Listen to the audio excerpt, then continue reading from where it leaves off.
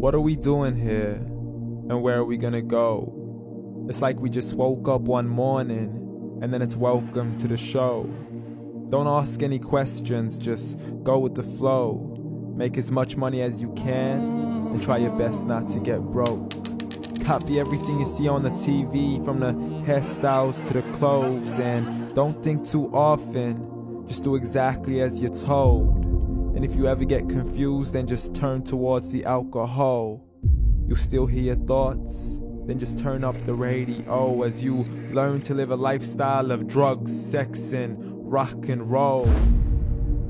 But in all honesty, I just need to know, is there more to the cycle than growing and getting old? Living and dying just to leave behind a happy home and a whole lot of property that somebody else is going to own.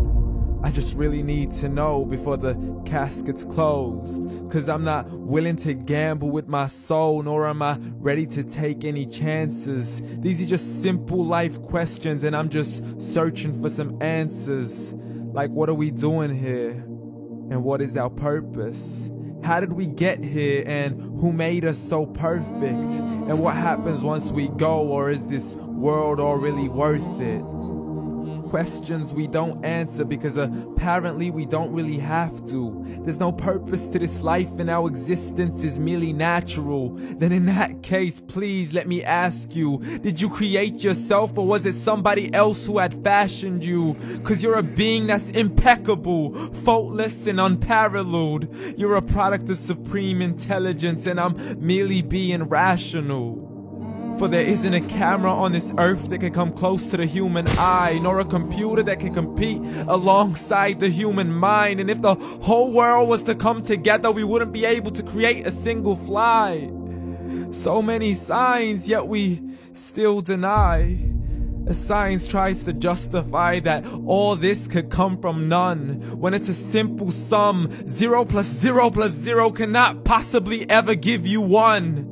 So from where did all this order come? For everything has its origins, a maker, a creator of its own. I mean, the only reason you're watching this video is because somebody had to press upload.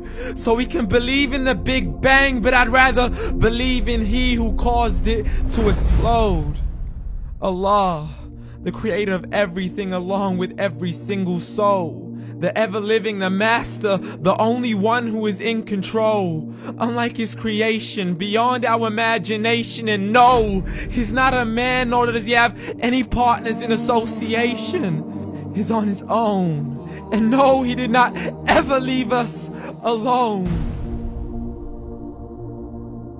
Just like every manufacturer, he left us with an instruction manual. The Quran and Islam, and I'm sorry to jump to conclusions, but it's the only one possible. The only definition of God is the one and only supreme being. It's logical, a book with 0 contradictions, with miracles that are both scientific and historical, all revealed over 1400 years ago. Like the detailed description of the human embryo. The descriptions of the human embryo in the Quran cannot be based on scientific knowledge in the 7th century. To the mountains as pegs holding firm the earth below, and the 2 seas that don't mix in a complete separate flow. To the planets in orbit, alternating night and day as they stay in flow. The expansion of the universe and the creation of everything from H2O.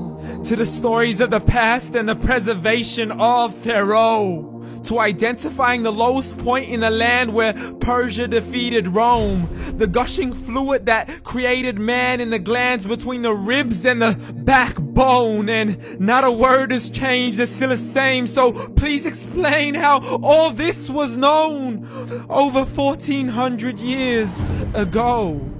To a man who couldn't read or write, as he would recite whatever the angels spoke.